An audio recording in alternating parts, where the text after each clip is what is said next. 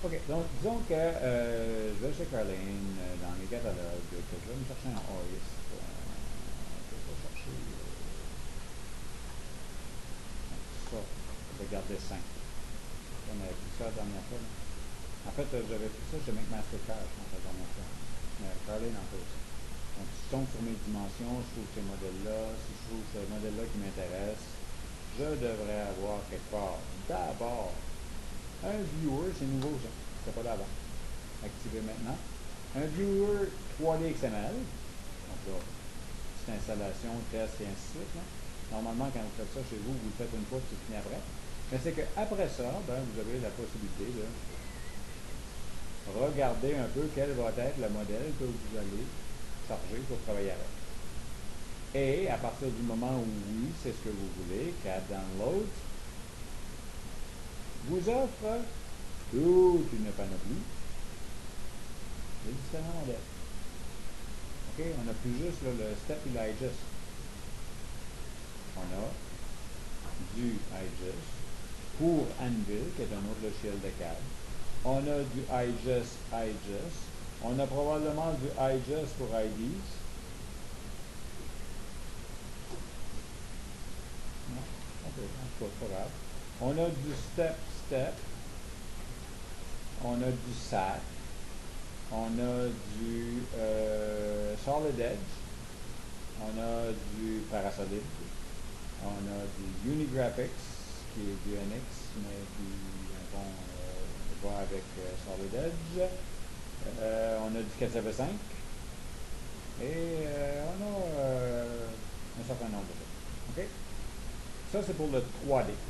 Pour le 2D, on a du SolidWorks Drawing, on a du Anvil, on a du AutoCAD, on a du DWG, qui est un format plus standard. On a du DXF, qui est un format plus universel encore, qui vient d'Autodesk aussi. Et on a du PDF, qui est des images. Bon. J'ai téléchargé dans TGA étudiant pour sauver le temps de téléchargement. Hein. Donc, c'est le groupe d'IA qui a payé. Donc, 513, fichier de transfert. Carlene. Donc, de chez Carlene, pour une pièce donnée, j'ai téléchargé un certain nombre de fichiers. Je vais vous montrer ce qu'on pouvait faire avec ça.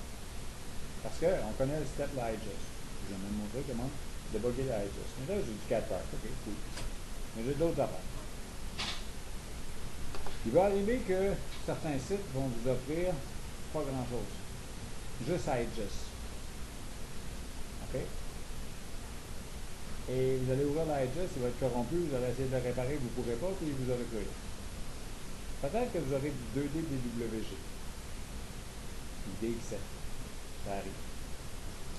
Fait qu'on va commencer par du 2D DWG ou du 2D DXF parce que ça fonctionne exactement de la même façon dans Cassia. C'est que si vous faites File Open sur un fichier,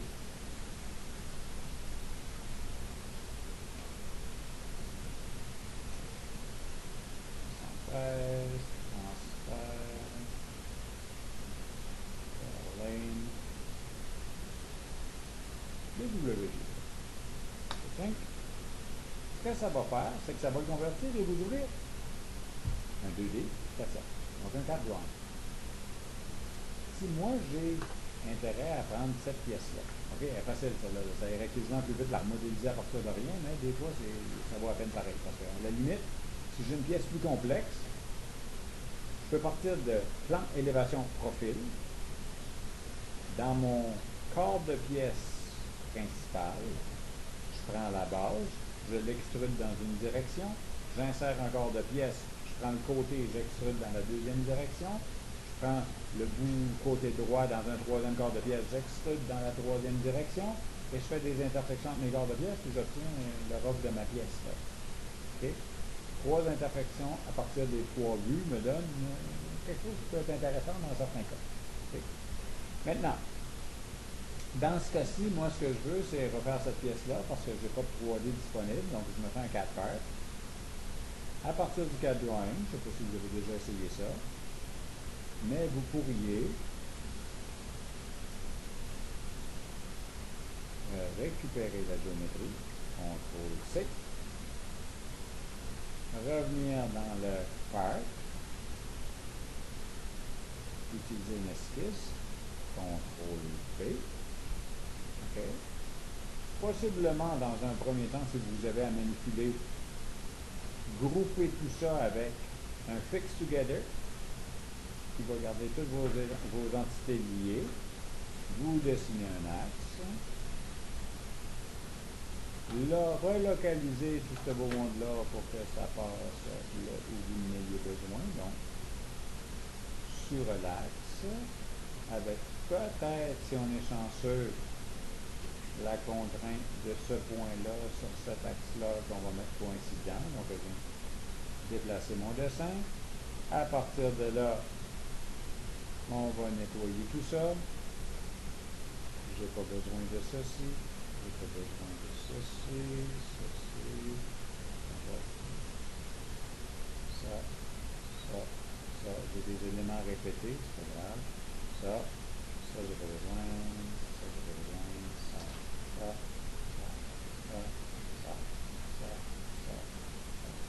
En fait, tout ça. Non. OK.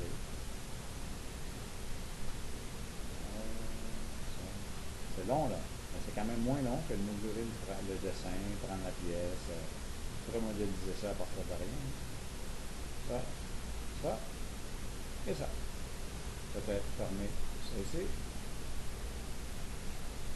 Peut-être effacer ça ici.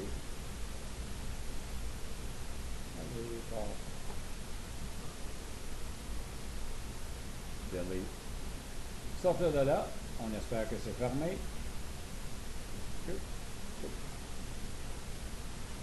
Mal pris, tu peux faire ça. Mais peut-être que j'ai besoin d'une pièce spéciale qui doit être stampée ici. Et je voudrais rajouter un petit texte là. Ça, je ne sais pas si on vous a montré ça. Mais si je veux rajouter du texte dans 405, parce que dans 3D Expérience, j'ai une fonctionnalité de faire du texte dans mon sketch maintenant. Ça va bien mieux. Ça, on va voir ça. Mais dans V5, un petit peu plus tordu, nouveau travail. On revient dans le dessin.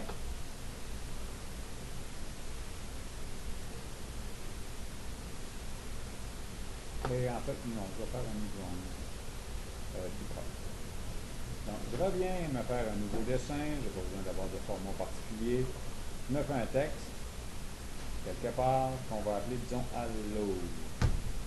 Si je veux que mon texte soit facilement utilisable par ses contours pour être capable de travailler en 3D, on oublie le Monospace 821 et je vous recommanderais possiblement quelque chose du genre Arial Black, qui est vraiment pas compliqué, très carré comme texte et qui est solide, qui est plein. Okay? Donc si je prends ça et que je veux l'utiliser, je vous recommanderais aussi de l'amener à 1 pouce de haut. Parce que là, je l'ai fait à 125. Avec 125, si je n'avais besoin à 716, c'est quoi le facteur d'échelle? Pas évident. Si je l'ai fait à 1 pouce et que je vais à 716, ben, il y a des chances que j'arrive à 3700. Donc c'est ça, ça se passe. En tout cas, peu importe. Ou 7 divisé par 16, ça va donner la même chose. Mais c'est que si vous faites unitaire, c'est plus facile à gérer. Donc on fait le texte à 1 pouce et on fait Save As, du CAD Drawing, dans un format qui pourrait être le DWG, parce qu'on a vu que ça fonctionnait, mais peut-être plus safe, en tout cas, j'ai toujours fait DXF, c'est un format semblable. Donc, il va s'appeler Drawing 2 DXF, fantastique. Si maintenant je viens ouvrir de mon bureau, ce même Drawing 2 DXF là, ce que j'ai, c'est ceci. Ou ça, c'est un contour, mais ça, c'est un contour. Donc là, il faut faire attention si vous ne voulez pas que vos géométries bougent. Okay. Pardon? Enregistre en DXF ou en DWG, ça devrait fonctionner aussi. Je n'ai jamais fait en DWG, mais ça devrait aller. Ça marche aussi? Donc, je copie ça. Je la ramène au niveau de mon part. tant qu'à faire, par contre, je vais aller fermer celui-là parce que c'est deux fois le même peur. On va faire une erreur majeure. On est bon, OK. Donc, je m'en viens, disons, ici, CTRL V. Et là, je vais à l'eau, qui est apparu. Tout ensemble. Donc, pendant qu'il est tout ensemble encore, je peux me faire un fix together, qui va faire que maintenant, je peux le promener n'importe où, je n'ai pas de crainte de déplacer l'îlot du haut par rapport à son contour. Donc, ça part bien. Et peut-être que je vais avoir de la misère à faire du premier coup ce que je veux. Donc, je vais le mettre en ligne de construction pour pouvoir ensuite faire une mise à l'échelle en mode duplicate, sans nécessairement tenir les contraintes, mais je peux essayer de les tenir dans ce cas-ci, parce que ça marche pour tout, ça. Puis si j'avais un contour que je voulais scaler, ça marcherait de la même façon. Mais là, il n'y a pas vraiment de contraintes. Je vais faire ça avec une échelle 0,25 en espérant que c'est pas pire. Et ce que ça m'a fait, c'est ceci. Et c'est trop gros. Donc là, ça va bien. Je peux reprendre le même, parce que je sais que je suis à 0,25, donc si je veux l'amener à 125, donc tout ce que j'ai à faire, c'est de scaler un demi. Mais si je suis arrivé à, je sais pas moi, 350, puis je veux l'amener à 125, c'est quoi le facteur d'échelle? J'ai un divisé par l'autre, mais c'est pas juste. Et là, ça va bien. Donc, on va le scaler une deuxième fois. Je ne le copierai pas, par contre, je vais faire ça avec une échelle 0,5.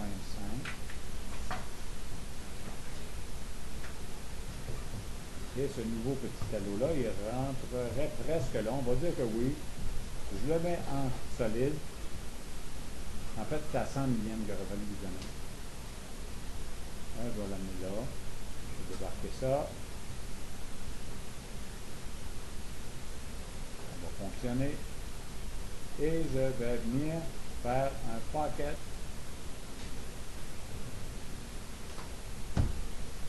de mon texte. OK? Donc, je peux utiliser du texte pour faire la géométrie à travers un DXF. Cool? OK. Supposons maintenant que je vais reproduire, parce que je veux l'usiner, un logo. Le logo de Pratt & Whitney, par exemple. C'est les camions tout le tour. Ça, je dessine. C'est quoi les dimensions? De bloc. Okay. Ce qu'on fait dans ces cas-là, c'est qu'on va venir dans le CapDrawing et on va insérer une image. On va se trouver, j'en ai peut-être pas là-dedans, mais on va se trouver un JPEG. On va le mettre là, et bien souvent, on va dessiner par-dessus. Je vais prendre un certain temps. Okay. Cette capsule-là est un petit peu culturelle là, pour du gossage. Vous avez travaillé avec l'Axis en bas? Ce logiciel, l'Axis, il vous permet de rentrer un JPEG et de faire une vectorisation pour obtenir un DXF. Ça ne sort pas parfait, il faut faire certains tests, des fois il faut discriminer les couleurs, mais c'est que ça peut valoir la peine de passer 10-15 minutes à jouer avec ces fonctionnalités-là sur le logiciel d'Axis, plutôt que de passer 3 heures à dessiner le logo ou la forme qui vous intéresse sur CATIA. Donc, si vous avez ça à faire, le logiciel d'Axis, vous discrétisez votre modèle, vous rentrez un DXF, vous rentrez le DXF ici, vous dompez ça en 4 parts et vous obtenez votre géométrie. Okay. Le nouveau logo de l'ENA que vous voyez des fois usiné sur des affaires, c'est comme ça que c'est fait. Okay. Parce que dans des logos, souvent, les fonds de caractères sont altérés aussi. Ils vont coller un petit peu plus les lettres, ils vont distancer, ils vont les étirer. Ça fait qu'il n'y a plus de standard. C'est plus du Arial Black, c'est du Arial Black gossé maintenant. Les Arial Black gossé, il n'existe plus nulle part. Fait qu'on marche avec le logo. Si on veut être conforme, il faut leur laisser. Donc ça peut servir. Okay? Et ça, c'est juste pour du traitement DXF. C'est sûr que dans un premier temps, là, comme je vous explique, on peut ramasser un dessin quelque part, puis aller prendre la géométrie pour refaire le salut. Okay? Ça va quand même permettre de sauver du temps. Et dans ces contextes-là, des usages d'intersection peuvent être payants. mais dans une tangente un petit peu plus gossage, là, travailler avec du texte, des logos, là, ça se fait de la même façon. Okay? On amène la géométrie en DXF, on transfère au 3D, on roule avec. OK. Maintenant, supposons que je veuille essayer les autres formats que j'avais téléchargés chez Carlin. Donc, je reviens là. Et j'ai bien, j'ai 513 et j'ai fichier de transfert. Et là-dedans, j'avais chez Carlin du SAT. OK? Le SAT, c'est un format qui est lié au cœur du logiciel de modélisation. Et par cœur, c'est une traduction qui n'est peut-être pas nécessairement la bonne, là, du mot kernel. C'est l'espèce d'unité centrale là, du logiciel. Et il y a un certain nombre de programmes différents qui utilisent le même kernel. OK? À une époque, CATIA V5, Mechanical Desktop, Inventor, je crois, et je ne sais plus trop quel logiciel utilisait ASUS comme technologie et utilisait donc du SAT. Donc tous ces logiciels-là, en format SAT, auraient pu jusqu'à un certain point se parler un peu comme si on prenait des steps. OK? Et Parasolid, qu'on a vu tantôt, vous n'avez peut-être pas remarqué, là, mais dans la liste de Carlin, ben, c'est un autre kernel qui touche habituellement du Unigraphics, du Solid Edge, ce genre de choses-là. Okay? Donc, c'est un format accessible. J'ai pris le SAT parce que SAT est encore visible par du V5. Okay? Donc, on peut faire quelque chose avec ça. Donc, je vais ouvrir du SAT. Et ça ne s'ouvre pas directement. Okay? Je pourrais ouvrir, mais je n'ai pas la licence. Si j'ai vraiment besoin d'ouvrir du SAT, ça va falloir que je paye plus pour aller le chercher. C'est dommage. Je vais ouvrir du STL. Le STL, c'est le format qui sert à envoyer l'instruction à la machine d'impression 3D. Comme on a ici, comme partout, là. On s'ouvre en STL. J'ouvre le 3D, le STL. Là, j'ai un problème. On va essayer l'autre chose.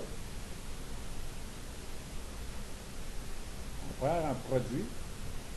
OK, donc la product. Et je vais insérer dans ce product-là un SAT.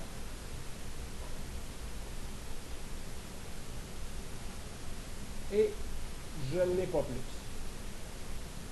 OK? Donc le SAT, je pourrais l'ouvrir si j'ai la licence, mais je ne peux pas l'insérer dans le produit.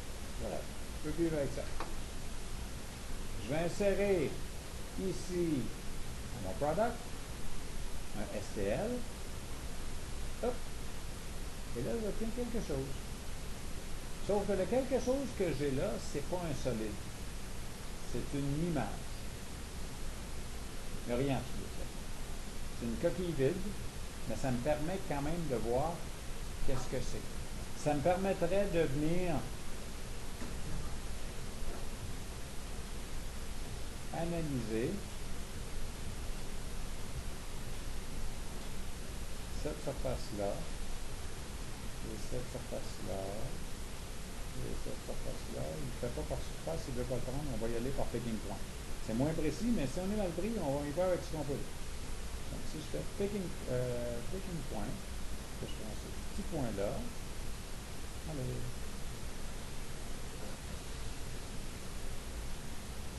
pas point de tournure, picking point. Il y a un point à peu près semblable ici, sur l'autre face. La distance est 1.7502. Donc, je pourrais faire ce genre d'analyse-là. C'est ça qu'une coquille insérée dans un produit va me donner. Mais je peux faire ça avec le fichier. Je viens de prendre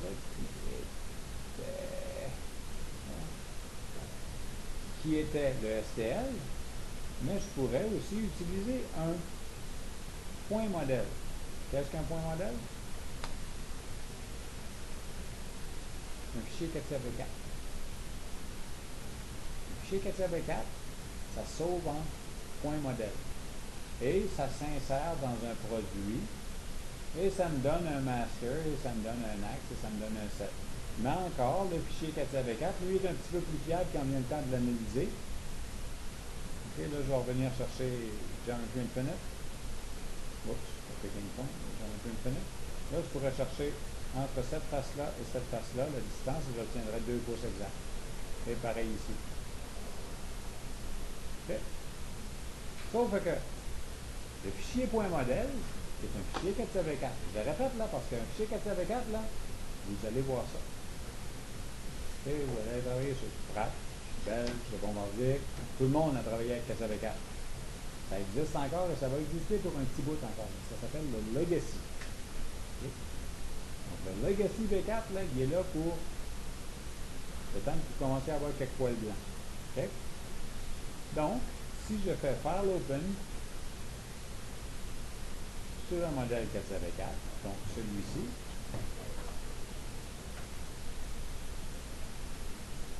c'est ce que je vois. Et dans mon master, de Axis G7, j'ai deux onglets, Master et Draft, parce qu'un modèle 404, ça tenait le 3D et le 2D en même temps. OK? Si maintenant je veux tenter de faire quelque chose avec ce modèle-là, parce que c'est bien beau, là, mais c'est éducatif. Du V4 et du V5, là, ça serait le fun d'être capable de prendre mon legacy et espérer pouvoir faire quelque chose avec. Je peux prendre le master et le copier. On remarque que je n'ai pas vraiment des icônes. Je peux copier le master du modèle V4 ouvert en V5. Je peux faire New Part. Je ne suis pas hybride. Et dans ce New Part-là, je pourrais tenter de faire un Paste Special. Quand la partie special à copier ne sera pas un body, comme on l'a fait la semaine passée pour le booléen, mais plutôt un modèle V4 comme je viens de le faire, ça ne sera pas la même boîte de dialogue. Vous vous rappelez, j'avais as a result with link, puis je ne me rappelle plus qu'est-ce que c'était le troisième fois. Là, j'ai Katia Spec et Katia Result. Dépendant de la façon dont le modèle va avoir été fait, Katia Spec pourrait vous donner quelque chose et pourrait vous donner peut-être un petit peu plus de structure. Là, il ne me donne pas grand-chose. Katia Result va me donner à peu près le même format. Mais au moins, ce qui est important, c'est que j'ai un solide. Donc, si ce modèle-là, je dois retravailler avec, je peux décider de plugger un trou là. Je le prends. Je viens de récupérer mon V4 en V5, c'est juste que j'ai un solide mort.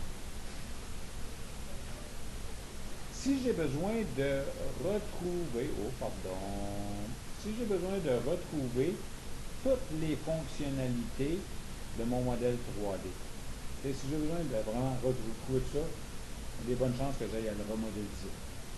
C'est je le dessin, je remodélise la pièce, puis je m'obtiens une nouvelle pièce de 5. Okay? Mais, si j'ai juste à récupérer une partie de ma géométrie que je voudrais modifier, par exemple, là, j'aimerais cette pièce-là, ce que je voudrais changer, c'est le trou en le mettant plus petit. C'est sûr que je peux patcher en me mettant un lifesaver tout le tour et en le pluguant en place. On s'entend, si je fais un trou de diamètre, ça c'est un diamètre 1,5, là, je fais un trou de diamètre 1 quart, puis je fais une couronne d'un huitième de pouce tout le tour, puis je plug ça dans le trou à bonne épaisseur, puis j'unis, m'avoir rempli. Puis ça va sortir correct, ça va avoir l'air quelqu'un un petit peu dans l'arbre, mais ça va être patché, mais ça va être correct. Si je veux faire ça de façon plus clean et que j'ai la licence, parce que ça me l'apprend, je pourrais penser aller chercher ici quelque chose qui s'appelle Part Design Feature Recognition, qui me donne ces jolis petits icônes-là, dans lesquels j'ai une reconnaissance manuelle, une automatique et une analyse de matrice. OK? Les reconnaissances automatiques, voyez ça comme des fonctions baguettes magiques. On va retrouver ça en cinématique. On va retrouver ça à différents endroits, là. C'est la fonction que tout le monde espère avoir qui va tout faire la job sans qu'on ait besoin de switch. Ça, c'est un peu comme en étant pogné sur l'autoroute. L'auto arrête de fonctionner. Là, puis là, on ouvre le hood en espérant qu'il y a une espèce de switch large de même on-off qui est passé à off et qu'on pousse à on. Ça marche habituellement comme ça. Ça marche pour certaines formes, sûrement. Mais, tu sais, de ramasser un modèle 3D un petit peu croche, là, tu sais, puis de faire Automatic Feature Recognition, puis je retrouve un bel arbre, puis que tout mon cerveau est fait, j'ai jamais vu ça. Peut-être pas été chanceux, mais j'ai jamais vu ça. Et de toute façon, ce que je me limite à faire quand je fais de la reconnaissance de feature comme ça, c'est de dire, OK, je vais y aller manuel, je veux faire reconnaître ce trou-là, ici, il le voit, merci beaucoup, oups, il vient de disparaître. C'est votre arbre aussi. Mon trou, il vient d'apparaître comme opération détachée de mon solide, et mon solide n'est pas à jour. Define in Work Object, le voici, clic, je le veux 0.25.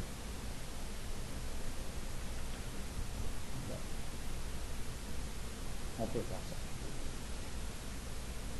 OK? Il y a des grosses chances que je ne vous demande jamais ça d'un examen. Mais peut-être qu'à un moment donné, vous aurez à travailler avec des modèles morts, puis vous pourrez peut-être avoir cet intérêt-là de faire. OK? Donc ça, c'est du point modèle et comment on va le modifier ou comment on va au moins le rentrer en V5. À partir de là, je peux le sauvegarder comme pièce 4-5 et faire quelque chose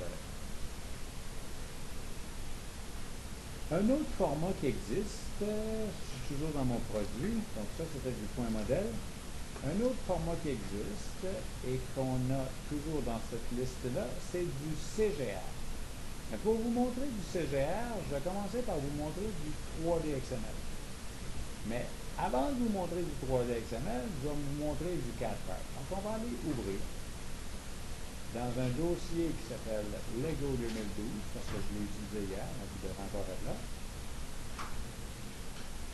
Non, pas 2012. Lego 2012, j'avais le Falcon. Ah, c'est celui-là. Il n'est pas complet. OK. Donc, j'ai un fichier ici 3D XML et j'ai un fichier ici CAD Product, okay, qui est une partie de l'assemblage global. Le 3D XML qui est ici a été obtenu à partir du modèle qui est là. Okay?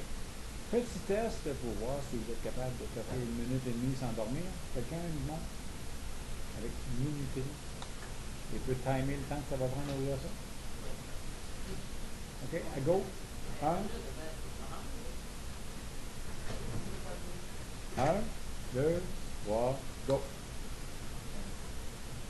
quelqu'un qui connaît des bonnes histoires, là, on a pour 1 minute et demie. Et c'est pas un gros modèle. Ben, c'est pas un gros modèle. Mais on va voir de quoi, là. Ça va parler de 1000 ou 1100 pièces. C'est correct, là. C'est gros par rapport à ce que vous êtes habitué de jouer avec, là. Vous savez qu'un avion, il y en a 80 000. Donc, quand vous allez loader la section avant de l'appareil, pour être capable de faire des vérifications entre les pièces, c'est pas 1 minute et demie que ça va prendre. C'est 15 minutes. Donc, ça veut dire que vous arrivez le matin, fait noir. Vous n'enlevez pas vos bottes, vous n'enlevez pas votre manteau. Non, vous allez avoir 15 minutes pour faire ça. Vous vous loguez, vous partez votre load de machine, là, vous enlevez votre manteau, vous enlevez vos bottes, votre couleur, les gants sur la tablette, toute l'équipe, vous accrochez ça, vous poussez votre chaise, vous allez à la cafétéria, vous allez chercher votre café, vous revenez, vous asseyez, puis peut-être que ça va être arrivé. OK? On prend ce temps-là. Et plus le modèle est gros, plus ça va prendre de temps. Là, 1089, c'est pas long. 99, c'est pas long. Ketching. Presque. Oui. Combien de temps? Bon, 1 minute 20. OK, cool. Parfait. Ce fichier-là, OK, comporte un certain nombre de pièces, comme je disais, là. OK, puis si on ouvre, ça va ouvrir encore. Et si je fais file Save As,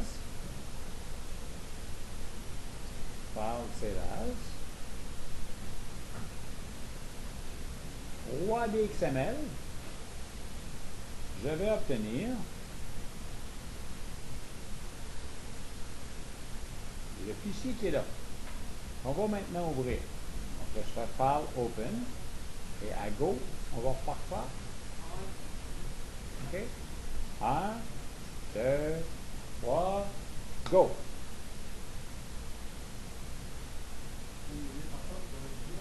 Non. 1099 celui-là. Ça ne prendra pas une minute et demie. Sans ça, il n'y aurait pas d'usage à faire cette présentation-là.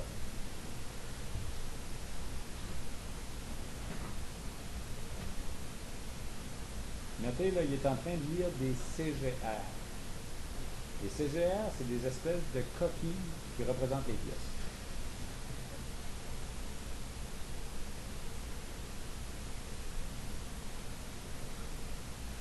Catching. 39 secondes. 39 secondes versus 1 minute 20, c'est quasiment le quart du temps. Et j'arrange ça avec mon choix, là, mais au moins le tiers. Okay? Donc, ça vaut la peine. C'est pas la même qualité de modèle. Sur un 3D XML, je vais quand même être capable de dire, ouais, ben c'est quoi le rayon qui est là? Ah, c'est un rayon de 145,5. C'est quoi la distance que j'ai entre cette face-là et cette face-là? Ben, j'ai 2,652 pouces. Je vais être capable d'analyser mon modèle. Puis bien souvent, c'est juste ça qu'on veut faire. On veut ouvrir un gros modèle pour être capable de peut-être juste vérifier une configuration de pièces. Juste parce que j'ai le loisir aussi de dire, bon, cette pièce-là, qui est je sais pas quoi, là, je la cache. Donc, mes pièces sont indépendantes.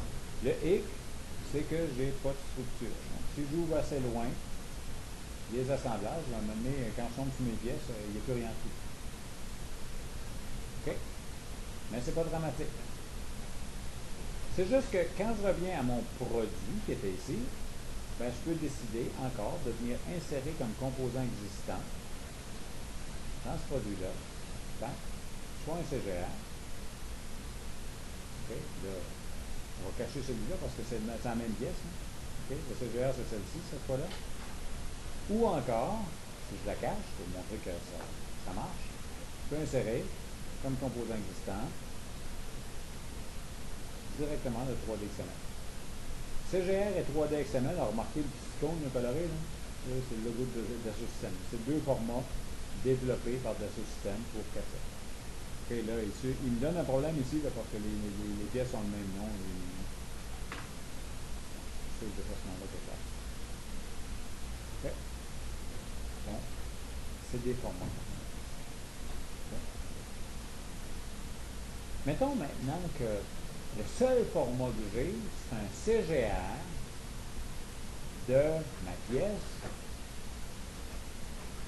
Et je n'aurais besoin, là, mais ça ne me tente pas de la modéliser, là, parce que je sais que j'en ai pour un petit moment.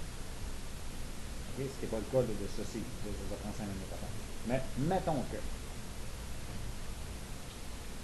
je pourrais, dans un nouveau produit, on ne mélangera pas les cartes, hein, on va ouvrir un nouveau 4 valeurs. On va réinsérer comme pièce dans ce 4 valeurs-là, ce CGR-là. Et mettons que je voudrais essayer de récupérer ma géométrie dans quelque chose que je puisse faire un solide avec. Parce que ça, je ne peux pas en sortir de vue, ça ne sortira pas. Et si j'étais juste capable de voir ça en 4 parts, j'étais heureux, même si c'est un solide mort. Okay? Donc, il faut que je change de taille et que je m'en aille dans Digital Mockup, où j'ai ici DMU Optimizer. Okay?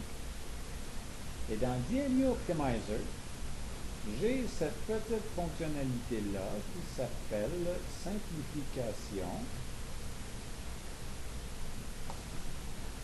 qui me permet de reconnaître mon CGR et de demander à tenter de refaire un solide de ça avec une certaine tolérance. Je vais être méchant, parce qu'hier j'ai essayé avec 5 millièmes, ça a bien été, mais je vais essayer quelque chose d'autre. On va essayer de faire ça au millième.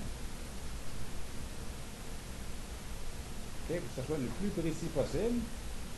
Je demande un preview pour voir s'il y a l'air de vouloir le prendre. Ça ressemble à ma pièce. Les espoirs sont permis. Et je vais faire Save. OK, je vais sauvegarder cette pièce-là dans Part 2, 1, simplification-mm2. Je pense qu'il y a déjà un mm qui traîne. Oh, peut-être un 3. Non, j'ai peut-être même un mm2. Pas grave. Et je pense que c'est bon. Qu'est-ce que j'ai fait? J'ai fait ma simplification, 1/1000 de ça. Save. Mais, j'ai pas fait attention. J'ai sauvé un CGR, ça ne me donne rien de plus. Je peux sauver un point modèle. Ça, je voulais faire. Donc, on va aller chercher, c'est ça que je ne voyais pas rien apparaître. Je vais voir le MM, c'était MM2, c'est correct. Bon, ok, ça, c'est fermé. Close. Si j'ouvre maintenant, on revient à transfert. Et on cherche le MM2.modèle. J'ai ceci. Que je peux copier. Que je peux ramener dans un part. Et venir faire un paste special. Cette fois-ci, on va prendre capture result. On va voir que ça ne change pas grand-chose de ce que j'ai fait tantôt. À part le fait que j'ai une badge de surface. Donc, dans ce contexte-ci, par rapport à l'autre, qui était default, je serais obligé de venir faire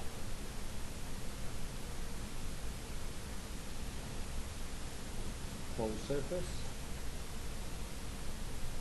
de venir créer un join, ce tout beau monde-là, où je me mettrai une tolérance de peut-être 1/1000. Je vais dire que ça ne cause pas de problème. Review, ça a l'air de vouloir y aller. Oui, merci, bonsoir, elle est partie. Ça, je le cache. En fait, je cache mon set géométrique et je retrouve mon solide ici. Je trouve qu'il ressemble à ça. L'autre de tantôt, c'était probablement lui. Non, pas lequel c'était. Mais il était plus beau. Ok, je ferme. Il est caché? Ah, il était. Non, non, je n'ai pas caché. Je pense que j'avais. Un peu, donc ça va être ça. File,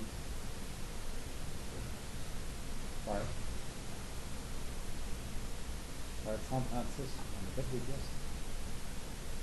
Page special, ok, capture result, capture spec.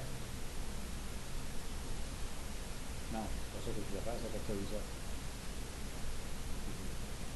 Page special, capture result. Oh. On l'a eu solide tantôt? Ah, c'est le point modèle de simplification. Peut-être à cause de simplification, il m'a fait des surfaces par rapport au point modèle qui était venu tout ça. Mais tout ça pour dire qu'avec ces outils-là, vous êtes capable de faire un solide pareil à partir d'un CGR. Parce que le CGR, en passant, vous le retrouverez quand vous allez faire votre cours de programmation commande numérique sur CATIA. Parce qu'à partir du moment où vous avez fait une séquence d'usinage, vous pouvez faire générer dans CATIA plus un brut, mais une version de votre solide à l'état où il est rendu après l'usinage.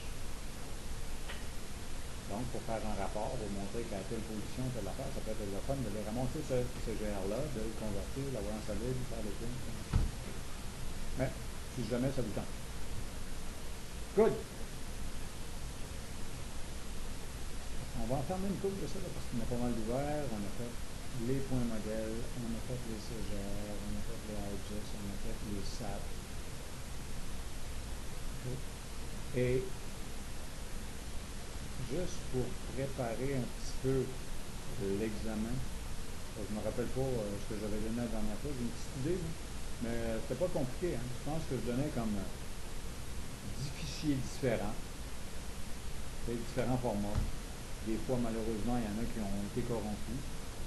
Mais des fichiers différents, disons, là. Il y a un dessin qui montrait une plaque avec un mot iJust qui flottait au-dessus, parce que le fichier iJust, ben, il représentait le texte iJust, puis le step, il représentait le step, évidemment. Je vous demandais de me faire cet assemblage-là. C'était pas compliqué, c'est l'examen de l'année passée. Mais le but, c'est simplement de prendre chacun des formats de fichiers et d'en faire quelque chose. OK, pour l'incorporer. Donc, si ça arrive tout le temps, des fois, je trouve des affaires à la dernière minute, hein, mais si je vous donnais un format de fichier qui n'a pas été expliqué dans ce que je vous ai expliqué, c'est pas du iJust, c'est pas du step, c'est pas du système. Je vous donne du XYZ. Qu'est-ce que vous pouvez faire avec du XYZ? Vous pouvez au moins essayer. Okay, même si je ne vous l'ai pas enseigné. Donc, c'est quoi les choix que vous avez? Vous en avez deux. Vous pouvez faire file open fichier.xyz, soit que ça va ouvrir, ou soit que ça va vous donner un message d'erreur, ou soit que ça va vous donner que ça vous prend une licence. Ou vous pouvez tenter d'insérer le XYZ dans le produit comme un composant existant. Et si ça ne marche pas, je me suis planté quand j'ai choisi ce format-là, mais il y a des bonnes chances que dans ce contexte-là, il marche. Et que vous puissiez le mettre quelque part. C'est ça.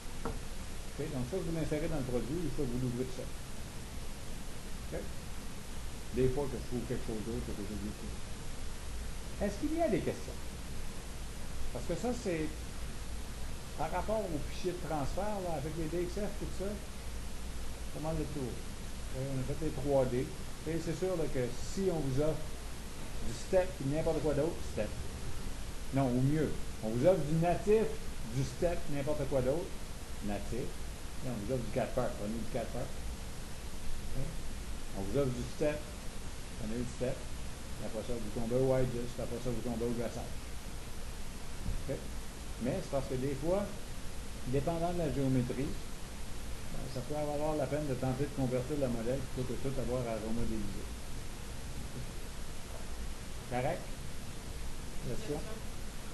Ça va? Ça va beaucoup être sur les fichiers de l'examen ou depuis que l'année passée, c'était toutes des pièces ouvertes, de ce style-là, ça vous ressemble à ça aussi? Oh, ça va être quelque chose du genre. Moi, je vais vous donner un dossier dans lequel il y aura un paquet de formats de fichiers. Il va y avoir du step, du iJust corrompu, du tout ça, okay? Pour que vous preniez ces fichiers-là, que vous les convertissiez en fichiers 4 paires et que vous les mettez dans votre assemblage. Okay? Donc, je m'attendrai à ce moment-là à avoir un iJust converti en 4 paires, solide, un step converti en 4 paires, solide, un point modèle converti en 4 paires, solide, parce que ça, c'est des choses que vous allez utiliser. Les autres, insérés dans votre produit quand vous n'êtes pas capable de les convertir.